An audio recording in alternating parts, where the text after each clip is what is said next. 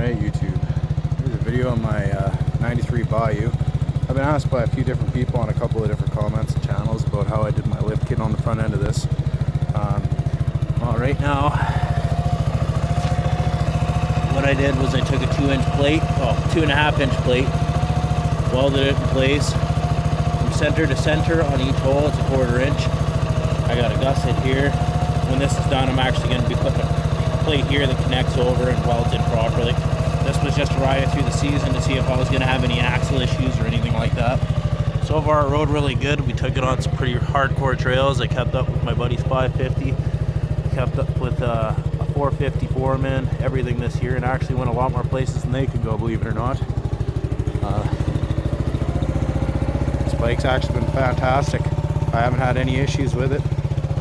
As you can see, this side's a little bit better than the other side. Spent a little bit more time on this side.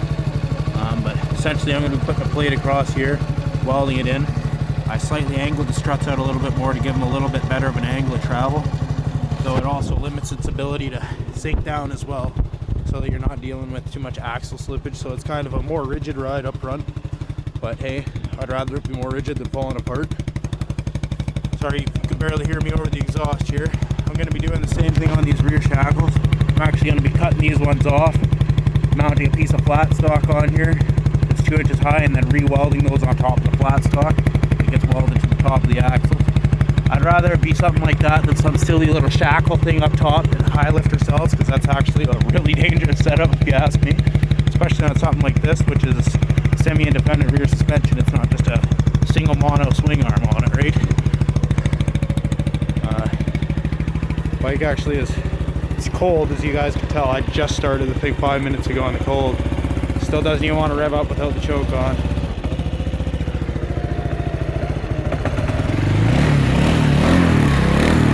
Choke on, it revs up still. Now the choke's off on this.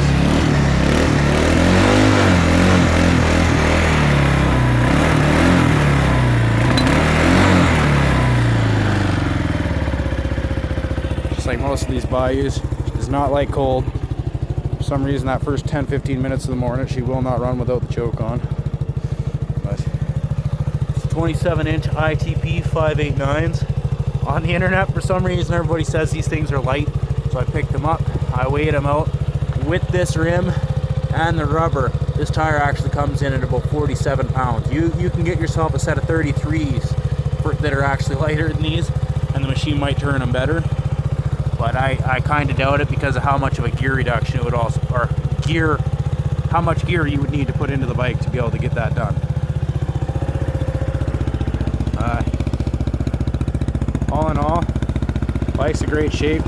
I'm looking to get some decals still, but I've been asked a few times about that front lift, so I figured I'd show everybody. As I said, that's not the complete final mock-up of it. I do plan on putting one more gusset plate in there. This was more or less me trying to ride it for a season like this just to see what it would turn out like, and it actually held up extremely well.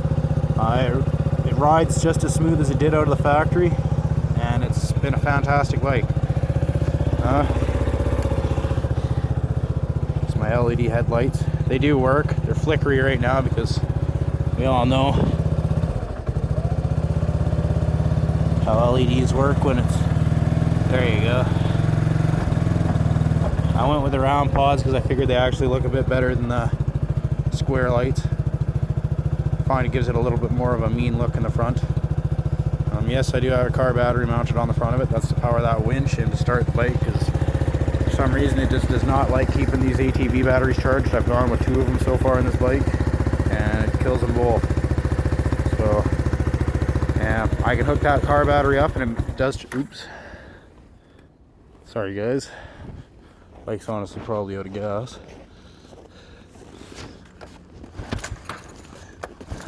Yeah, I think that's exactly what it is.